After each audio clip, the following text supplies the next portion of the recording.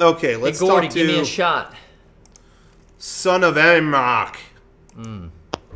I've talked to this guy before. Oh, sweet. SonOfEmHak's. I usually don't see him. I only hear his voice. Oh, it's the face of the name. How Yeah, you how's doing, it going? M-Hack? Nice hat. I'm doing good. How's it going? How's your Doing good. father? He's well. All right, what's the point of this call? I was actually... Somebody responded to my question the other day about the hand of Vader in your Star Wars skit from last year. Yeah. So I guess you guys never read those young adult novels, but you had heard other people talking about that, so that's where you got the idea to put it in the video. I read a few Star Wars books, but I was never that into them. To be honest, I only really care about the 3 old movies. You didn't like Emperor Zing? And so, is that a real... Zang? No, Shizor? Shizor, yeah. That I read. I read Shadows of the Empire. Shizor. Because it was a really popular book between Empire Strikes Back and Return of the Jedi. Okay. So I read that, and there was a video game coming out and all that stuff. So I did check that out.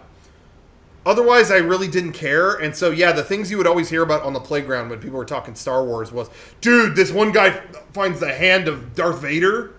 And you'd also hear, oh, dude, there were like clones of Emperor Palpatine. Whoa. Yeah, and then there was another thing too, and that's basically what made it into... Me and Derek and Sean all laughed about that stuff because they heard the same things. When we were in like junior high, that's what you heard about. Oh, dude, Vader's hand! You know, so we put all those into our Star Wars video we did last year. Yeah, those are all part of a really schlocky young adult Star Wars novel series. Oh, really? Yeah, but the thing that I like about it, looking back on it as an adult now, was that even though I can see like how it takes a lot of easy routes for Star Wars, but that's kind of the nature of Star Wars, is stories that you can tell to kids, and you create it still had an arc within it, and it even has sort of that moment where the main character has to confront things about their past in the same way that Luke does, and so it managed to encapsulate that phenomenon, sort of like how Raiden in Metal Gear Solid 2 is supposed to be like revisiting the Snake story arc, if you get what I mean. Yeah. Something else, I was going to say just real quick, the only other thing that I read in terms of Star Wars, it just occurred to me too, they tried to do almost like a Goosebumps style series of books that were they Tales from the Cantina? Or oh yeah, or, really? There's a couple of Tales like books that, my friend mentioned. From the dark side. No, but it was seriously something like that, and I feel like they were all about different people in the different. It was about scary things going on in the Star Wars universe, and I remember one was about a guy. There's a guy that you see in the cantina in the first movie who's smoking on a thing. He has like a messed up face, and that guy's like a serial killer. Like it was. I don't know. It was kind of creepy. Sounds scary. That's all I remember. Does. They were kind of stupid. Spooky. Who's all gonna see the Goosebumps movie? Who else gonna see Star Wars? me. Are you guys gonna see Star Wars? I'm gonna wait till reviews come out. I'm gonna see That's a good Star Wars. Yeah, I'm not gonna see it the day. I'm gonna see what Rotten Tomatoes gives it, and then I'll decide if I'll go. I always decide when I see the number on Rotten Tomatoes. That's how when I decide. That's the decider for me, deciding factor. Um, What about you, M-Hack? I'll probably see the new Star Wars. I mean, me and my But are you best gonna wait friend. for the DVD? Well, not No, the DVD, I'd rather but are you gonna wait not. For the I'd rather- Rotten Tomatoes review. Of course not. I'd rather just go and make my own decision.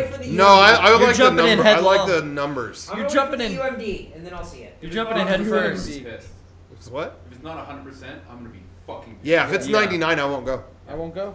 But don't settle. I won't. Oh no, I was gonna say the Goosebumps movie is coming out in the next couple weeks. I think they are in for a rude awakening with that. I think Sony made it, and I think they are expecting nostalgia to really get people to see that. Yep. Nope. Hey, nope. 90s, that was though. made for 90s. that was made for 8-year-olds, It's about and 20 maybe years 8-year-olds too will late. go. Maybe, Like the Nostalgia only Goosebumps on goes so far. Fox. Like, hey, man, as a little kid, Sesame Street ruled. I'm probably not going to go to a Sesame Street movie like now. I bet you there's some 90s kids that have kids of their own now. Maybe they'll take them. Have you ever played any of the Goosebumps games? No. I had a CD. No, I read the books. I had a CD-ROM that I got for Christmas, and it like broke my computer, so I never. Ooh. Neat. My friend played through one that was based on, I guess, the superhero Goosebumps story. Ugh.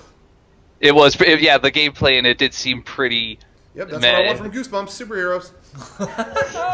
Yeah. Cool. Well, anyway, thanks for your call. Yeah, Cracking thanks for up taking today my on call. the podcast. Thanks, It's a MHack. real laugh and a half. Left and right. He might have asked something else as I hung up, but I didn't hear it. I'm sorry.